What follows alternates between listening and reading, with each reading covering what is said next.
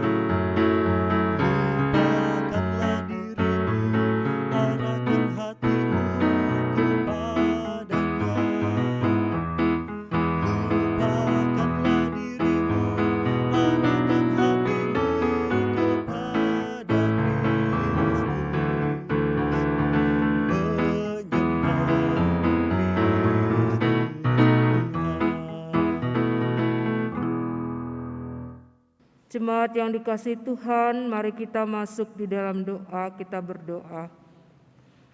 Bapa kami yang di sorga, di dalam kerendahan hati kami datang kepadamu, memohon pengampunan-Mu atas segala dosa dan pelanggaran kami. Dengan pengampunan dan pengudusan-Mu, kami menjadi layak bersekutu dengan-Mu dan dengan sesama kami. Pimpinlah kami dengan kuasa Roh Kudus, dan berkenanlah Engkau atas kami.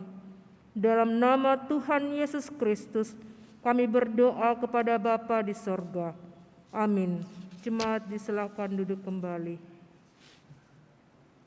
Kita akan masuk bersama-sama membaca Mazmur pasal 62 pada ayat yang ke-6 hingga ayat yang ke-9. Hanya pada Allah saja kiranya aku tenang, sebab daripadanya lah harapanku.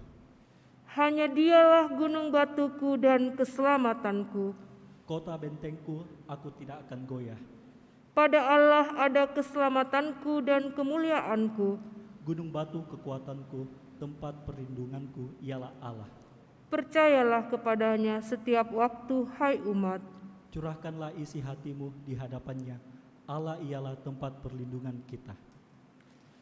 Jemaat dikasihi Tuhan, mari kita bersama melakukan Kidung Jemaat 52 pada bait yang pertama, Sabda Tuhan Allah.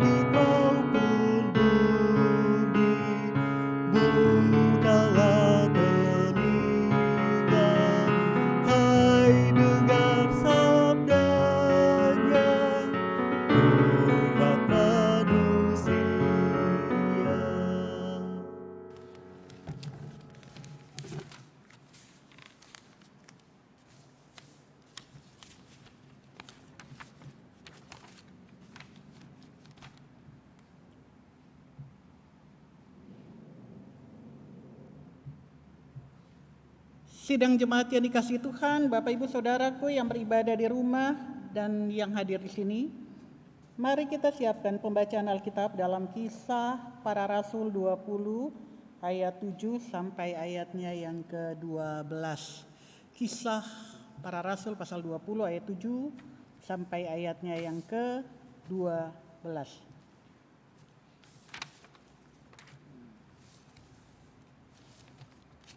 Kalau sudah siap pembacaannya, mari kita mohon pertolongan Roh Kudus, kita berdoa.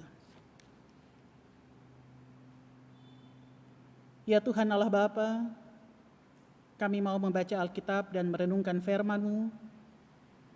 Roh Kudus-Mu bekerja atas kami, sehingga kami boleh mengerti kebenaran firman-Mu. Kami boleh melakukannya, menjadikan hidup kami lebih berarti dan semakin baik di hadapan Allah. Kasihani ampuni kami Bapa, dan berfirmanlah hanya di dalam nama Tuhan Yesus. Amin. Mari semua Bapak Ibu Saudaraku yang beribadah, mari semuanya saya undang untuk berdiri. Kita akan membaca Kisah Para Rasul pasal 20 ayat 7 sampai ayatnya yang ke-12. Firman Tuhan berbunyi demikian. Pada hari pertama dalam minggu itu, ketika kami berkumpul untuk memecah-mecahkan roti, Paulus berbicara dengan saudara-saudara di situ, karena ia bermaksud untuk berangkat pada keesokan harinya. Pembicaraan itu berlangsung sampai tengah malam. Di ruang atas, di mana kami berkumpul, dinyalakan banyak lampu. Seorang muda bernama Eutikus duduk di dekat jendela. Karena Paulus amat lama berbicara, orang muda itu tidak dapat menahan kantuknya. Akhirnya ia tertidur lelap dan jatuh dari tingkat ketiga ke bawah. Ketika ia diangkat orang, ia sudah mati. Tetapi Paulus turun ke bawah, ia merebahkan diri ke atas orang muda itu, mendekapnya dan berkata, "Jangan ribut, sebab ia masih hidup." Setelah kembali di ruang atas, Paulus memecah-mecahkan roti lalu makan. Habis makan masih lama lagi ia berbicara sampai fajar menyingsing. Kemudian ia berangkat. Sementara itu mereka mengantarkan orang muda itu hidup ke rumahnya. Dan mereka semua merasa sangat terhibur. Demikianlah firman Tuhan, pujilah Kristus, haleluya. Haleluya, haleluya, haleluya.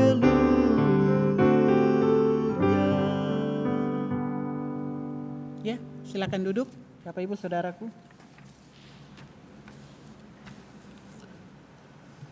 Ini saat-saat terakhir ya, Rasul Paulus berada di Troas karena rencana keesokan harinya dia akan melanjutkan perjalanan ke Miletus. Bapak Ibu Saudara, kita tahu perjalanan pelayanan Paulus ada tiga kali perjalanan. Ada perjalanan pertama, kedua, dan ketiga. Nah, dalam konteks pembacaan kita ini sudah masuk pada perjalanannya yang ketiga. Jadi sebenarnya Paulus juga sudah mengarah mau pulang. Kalau Bapak Ibu mau jelasnya, perjalanan pelayanan pertama ada di pasal 13-14. Yang kedua ada di pasal 15 sampai 18 ayat 22.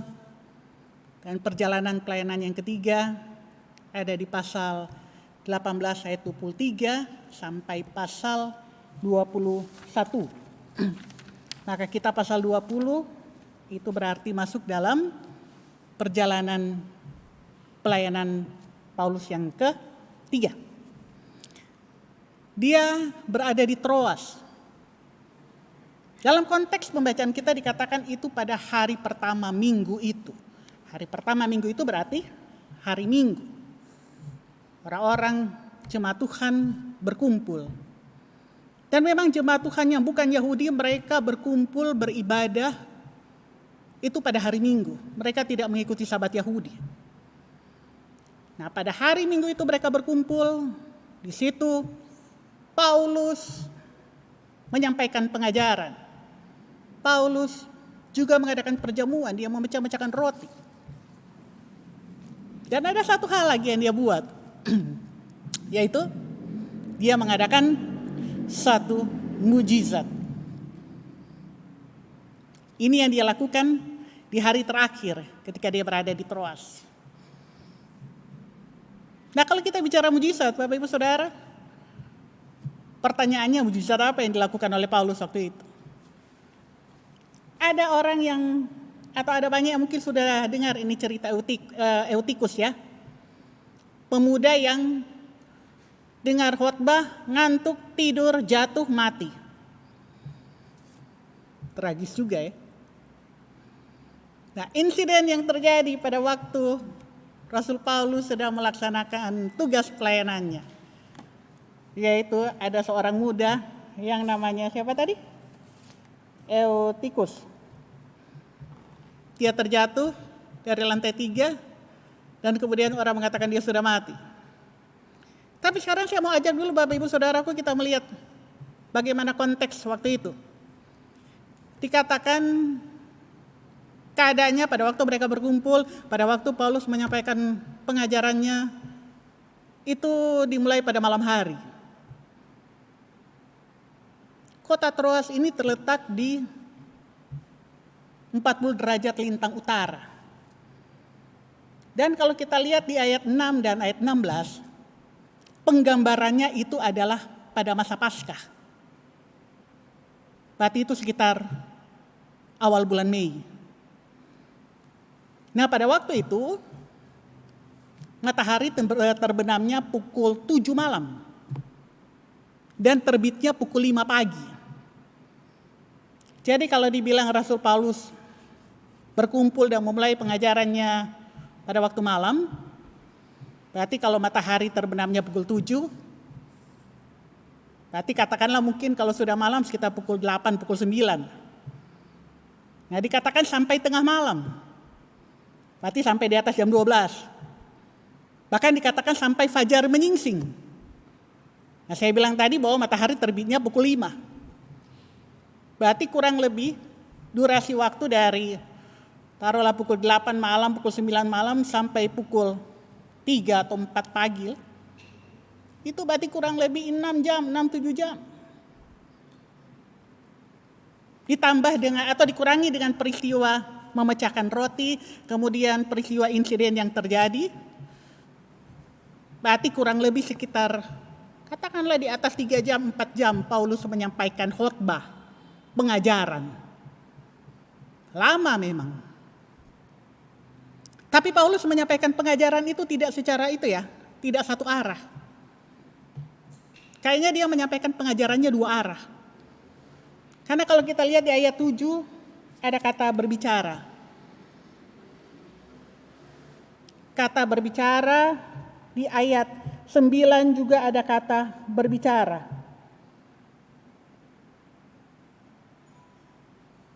Delegeto. Dari akar kata delegomai. Itu dalam bahasa Yunani yang artinya to discuss. Berarti ada diskusi 2 arah, walaupun Paulus yang memonopoli pengajaran itu. Nah, biasanya kalau khotbah dalam bentuk 2 arah itu walaupun lama tidak terlalu terasa. Apalagi suasana yang terjadi waktu itu ada agak-agak sentimental sedikit. Karena jemaat akan melepas Paulus pada besok harinya. Nggak tahu kapan lagi mereka akan bertemu. Jadi keinginan untuk terus bersama dengan Paulus itu ada. Keinginan untuk benar-benar mendengarkan firman Tuhan, pengajaran Injil itu ada. Jadi mereka tidak pandang sudah berapa jam. Ada betul-betul keseriusan untuk mendengarkan firman, mendengarkan pengajaran, dan kebersamaan dengan Paulus. Saya coba bandingkan situasi ini Bapak Ibu. Kalau saya pulang kampung, pulang Manado, waktu mami papi masih ada. Waktu pergi luar biasa, excited sekali saya. Tapi kalau sudah mau pulang sedih sekali. Apalagi kalau saya sudah mau pulang besoknya. Nah malamnya itu kalau boleh saya tidak tidur. Kalau boleh lama-lama saja terus sama mami papi. Kalau boleh jangan pagi, jangan sampai tiba pagi deh, biar masih lama itu pagi. Karena ada keinginan, karena sudah tahu ada sudah mau pisah lagi. Nah kurang lebih seperti inilah perasaan juga dari jemaat waktu itu. Jadi tidak heran walaupun pagi, walaupun malam sampai tengah malam, sampai mau menyingsing fajar, mereka betah duduk di situ, mendengarkan pengajaran Paulus, sama-sama mengikuti perjamuan di mana Paulus memecah-pecahkan roti. Nah sekarang peristiwanya ini ada satu pemuda yang jatuh, ngantuk. Kira-kira apa penyebabnya?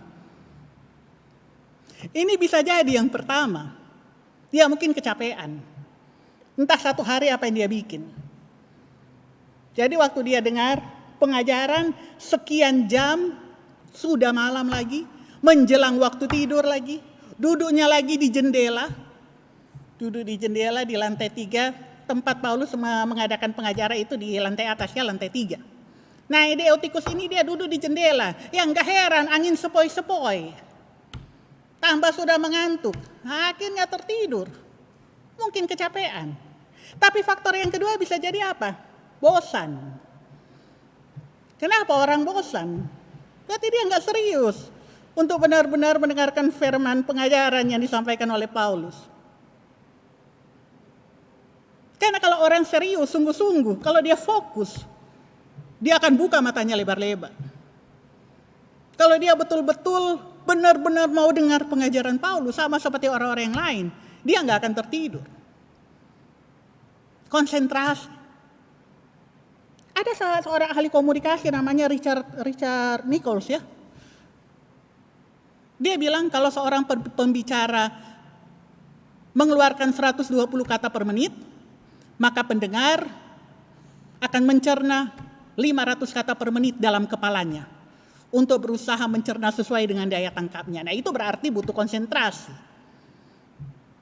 Nah orang kalau konsentrasi mendengarkan firman biar mungkin sampai berjam-jam dalam konteks Paulus ya, dia tidak akan mengantuk. Tapi ini pemuda kalau dia mulai fly matanya dan kemudian tertidur, berarti bisa capek, sekaligus juga tidak ada konsentrasi, tidak ada kesungguhan. Aduh, so mulai fly ini, so terlalu lama ini Paulus.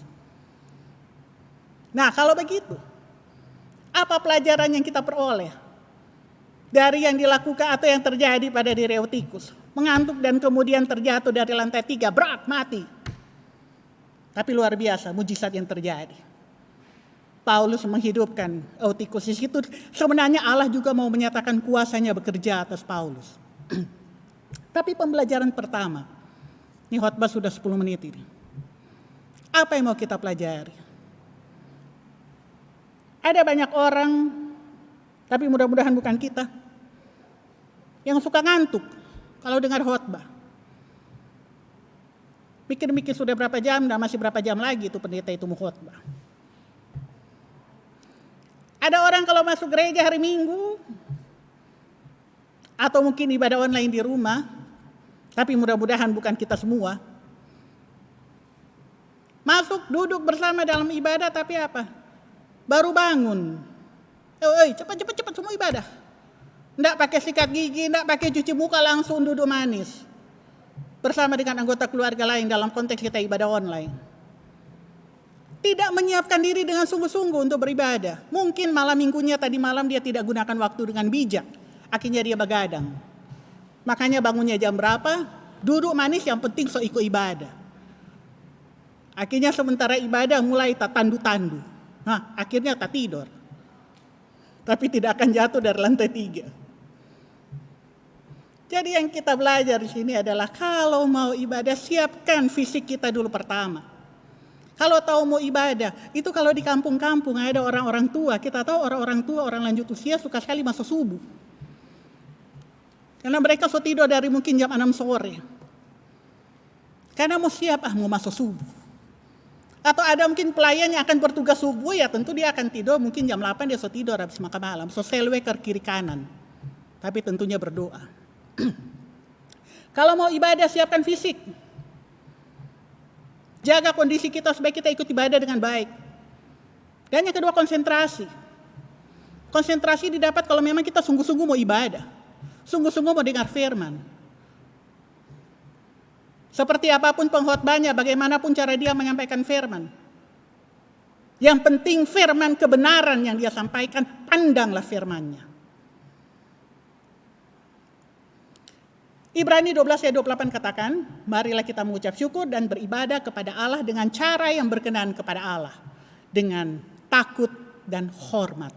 Bagaimana mau bilang takut dan hormat kalau tak tandu-tandu sementara ikut ibadah? Bagaimana dibilang takut dan hormat kalau pas ibadah online, pendeta berkhotbah dia lagi pas karena pegang handphone, dia mulai main handphone. Beribadahlah dengan takut dan hormat. Supaya ibadah kita berkenan di hadapan Allah. Dan yang kedua, terakhir. Di hari terakhir pertemuannya, Paulus menyampaikan pengajaran itu betul-betul memotivasi. Betul-betul menghibur. Mendatangkan sukacita. Sehingga ketika besoknya, atau ketika selesai dia menyampaikan pengajaran, ketika fajar sudah menyingsing ya. Pada hari itu ketika dia melanjutkan perjalanan, jemaat yang mengantarkan dengan penuh sukacita.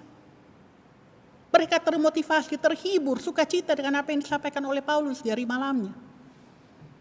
Maka pelajaran yang kita terima adalah seberapa berkualitasnya perjumpaan kita dengan orang lain. Paulus dalam perjumpaannya dengan jemaat yang ada di Troas, bahkan sampai pada detik-detik terakhir perjumpaannya, betul-betul dia meninggalkan kesan yang bermakna. Betul-betul dia bermanfaat bagi orang lain. Nah sekarang bagaimana dengan kita? Bapak Ibu, kita sering berjumpa dengan orang lain. Apakah mungkin 1-2 kali saja? Atau mungkin dengan satu komunitas dalam waktu yang cukup lama? Tapi tidak selamanya kita bersama dengan orang-orang itu. Mungkin ada suatu saat kita akan tidak lagi berjumpa dengan orang itu. Nah, apakah ketika kita berpisah dengan orang-orang itu, kita meninggalkan kesan yang baik atau tidak? Perpisahan itu bisa terjadi karena mungkin kita hanya bertemu memang sekali dua dengan 1-2 orang.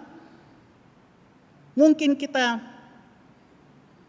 mengalami mutasi jabatan, sehingga kita harus meninggalkan tempat di mana kita bekerja atau memimpin dalam sekian tahun.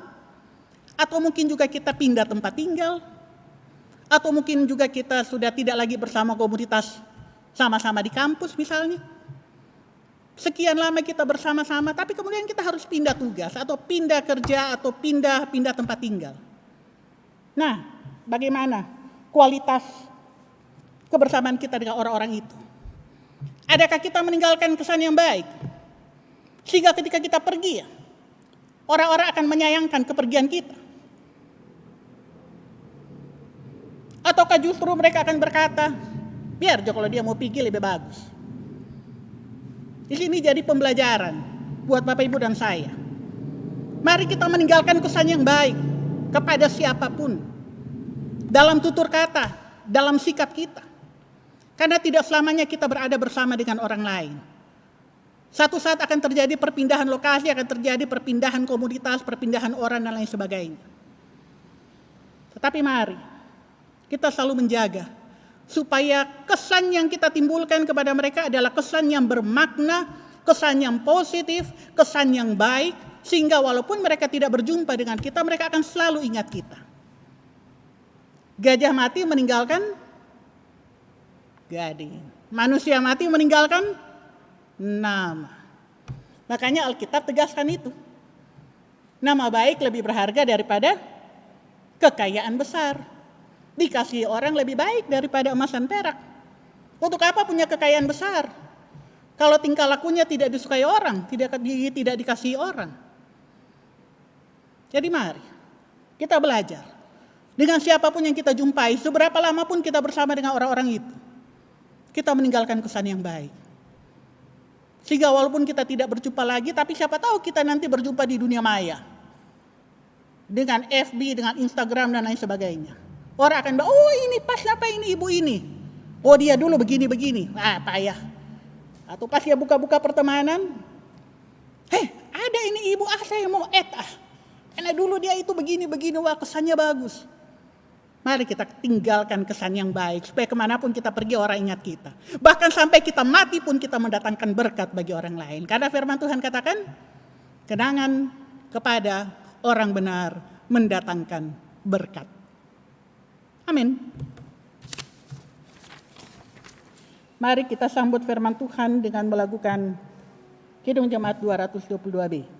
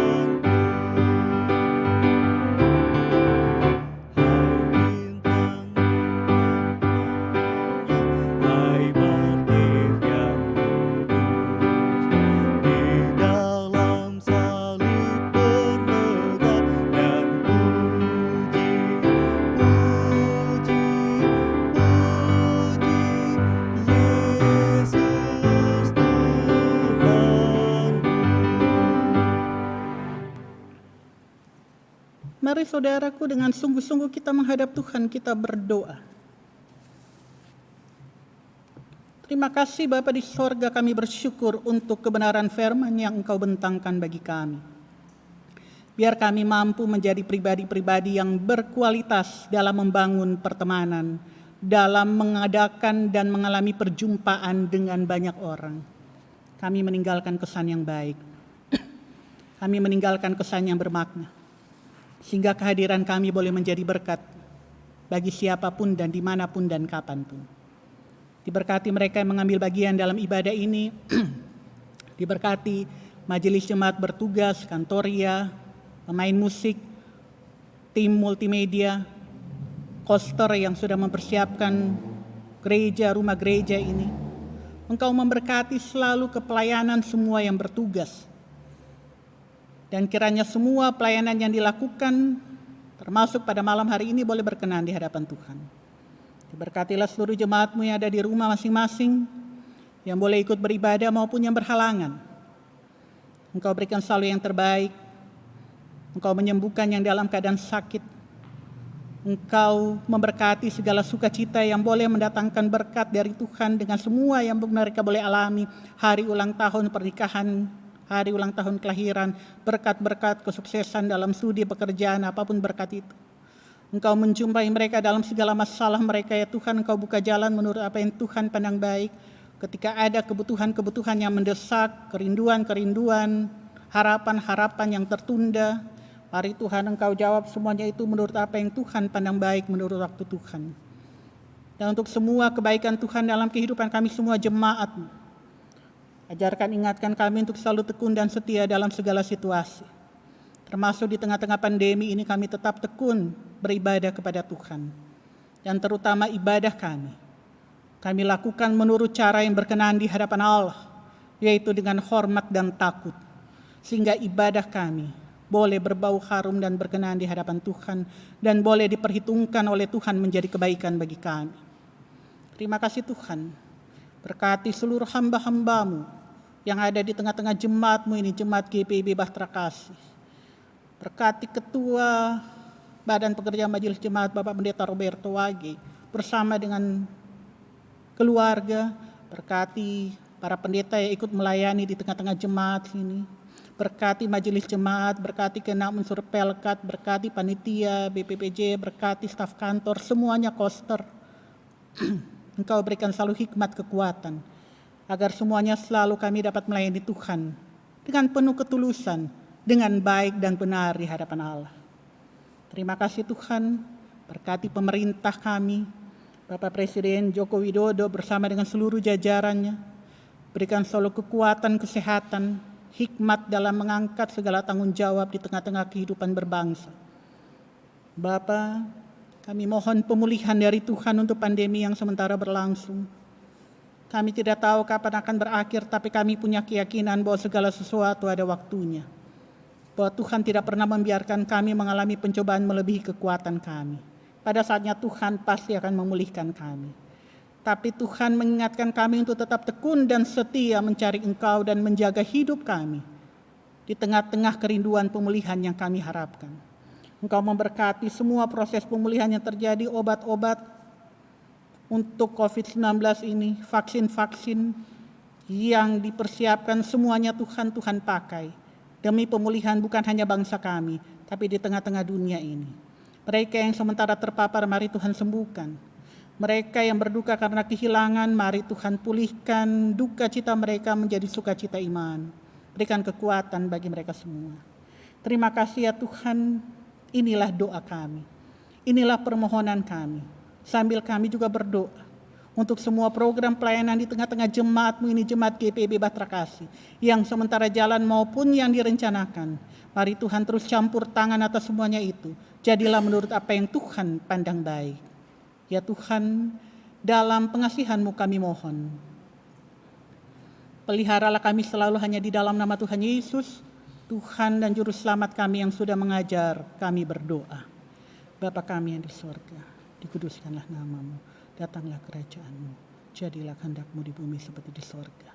Berikanlah kami pada hari ini makanan kami yang secukupnya, dan ampunilah kami akan kesalahan kami, seperti kami juga mengampuni orang yang bersalah kepada kami. Dan janganlah membawa kami ke dalam pencobaan, tetapi lepaskanlah kami daripada yang jahat. Karena Engkaulah yang mempunyai kerajaan dan kuasa dan kemuliaan sampai selama-lamanya. Amin.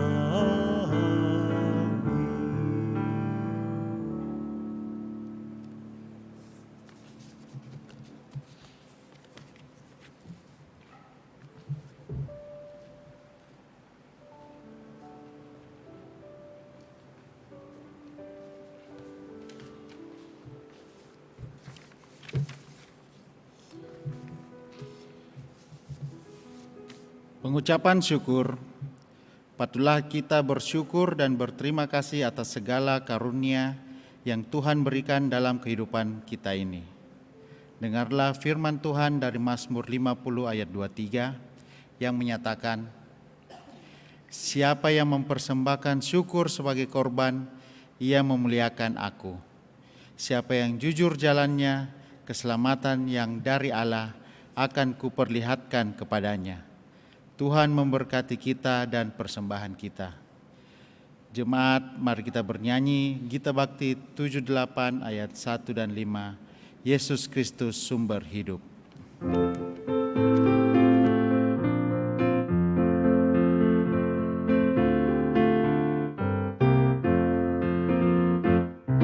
Yesus Kristus sumber hidup, juru selamat Dialah, dalam terangnya ada hidup, puji Dia selamanya.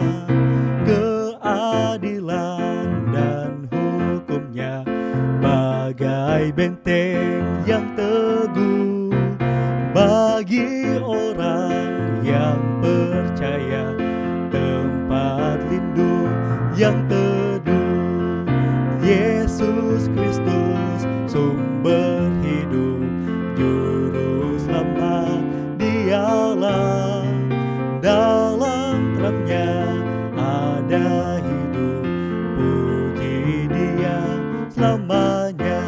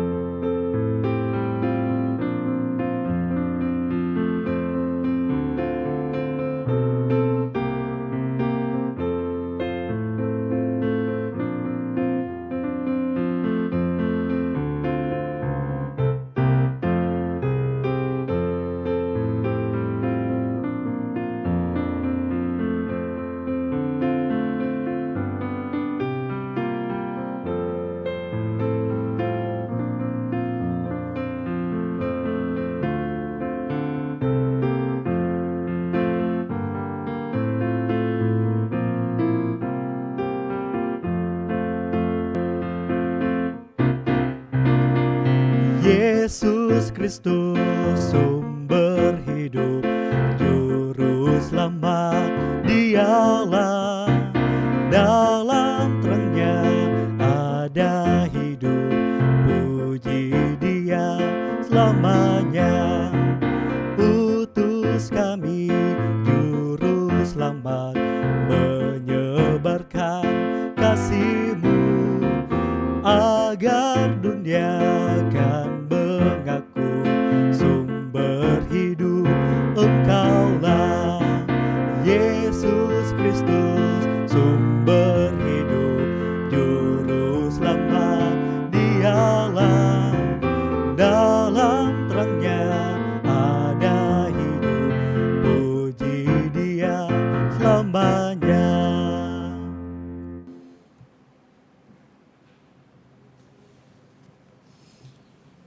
Jemaat, mari berdiri untuk menyerahkan persembahan ini kepada Tuhan dalam doa syukur. Mari kita berdoa. Ya Allah Maha Murah, yang telah menganugerahkan segala perkara di dalam Kristus kepada kami. Engkau yang selalu setia kepada kami dan mengajarkan kami untuk menolong sesama manusia. Jadikanlah persembahan ini berkat bagi orang lain, dan terimalah serta kuduskan ya Tuhan, sehingga berguna untuk pekerjaan memuliakan nama-Mu di dunia. Dalam nama Tuhan Yesus, sumber hidup dan berkat, kami berdoa. Amin. Silakan duduk kembali.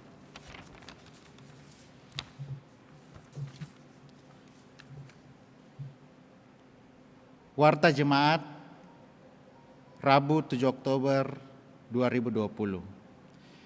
Mohon perhatian seluruh jemaat untuk warta jemaat yang mengingatkan akan panggilan, pengutusan, dan pelayanan gereja. 1. Bidang teologi.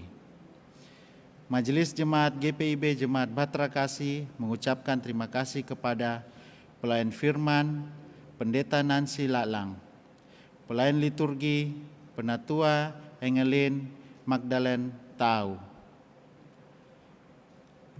Diaken Primantara Diputra Nanlohi, organis Saudara Alvin Pamo, pemandu lagu Saudara Peter Pasanea, produksi siaran tim multimedia.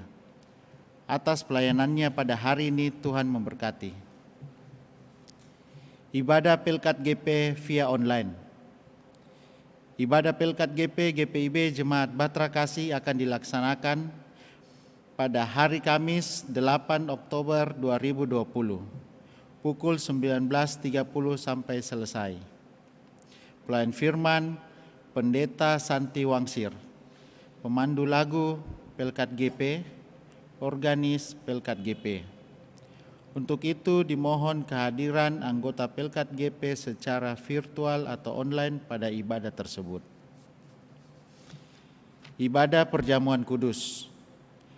Ibadah Perjamuan Kudus online melalui channel YouTube GPIB Jemaat Bahtera Kasih Makassar dilaksanakan pada hari Minggu tanggal 11 Oktober 2020 pukul 08.30 WITA. Pelayan firman Pendeta Roberto JM Wagei. Diharapkan persiapan hati seluruh warga sidi gereja untuk mengambil bagian dalam pelayanan sakramen perjamuan kudus tersebut secara virtual dan mempersiapkan roti dan minuman mengandung anggur atau sirup anggur di rumah masing-masing. 2. Bidang Inforkom dan Litbang. Penyampaian disampaikan kepada seluruh warga jemaat.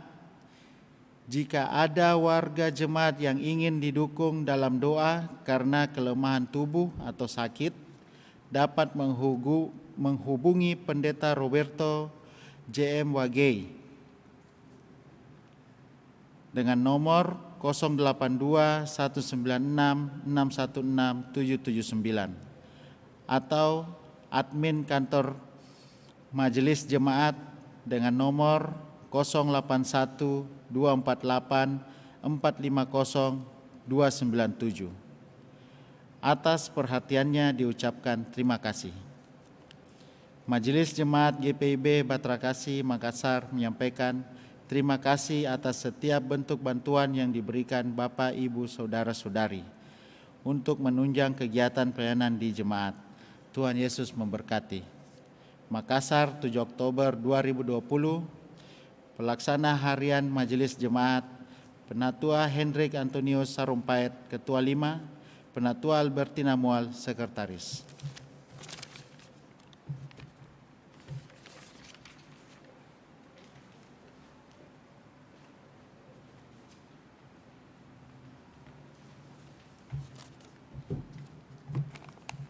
Bapak Ibu Saudaraku, kita akan akhiri ibadah sektor ini. Mari semuanya diundang untuk berdiri dan pulanglah atau kembalilah dalam kehidupanmu sehari-hari dengan damai sejahtera Tuhan. Lakukanlah firman Tuhan yang sudah kamu dengar. Kidung Jemaat 422.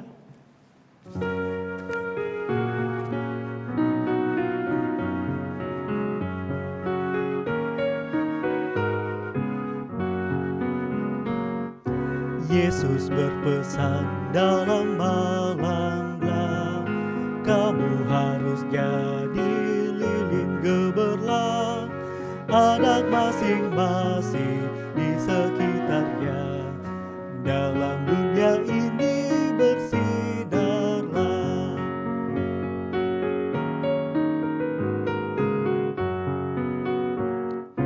Yesus berpesan dunia penuh banyak macam dosa, duka dan keluh, anak masing-masing di sekitarnya, untuk sesamamu bersinarlah.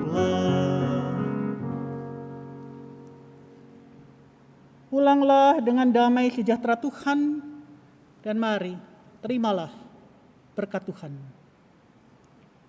Kasih karunia Tuhan Yesus Kristus dan kasih Allah dan persekutuan dengan Roh Kudus kiranya menyertai dan memberkati saudara sekalian sekarang ini sampai kekal selama-lamanya.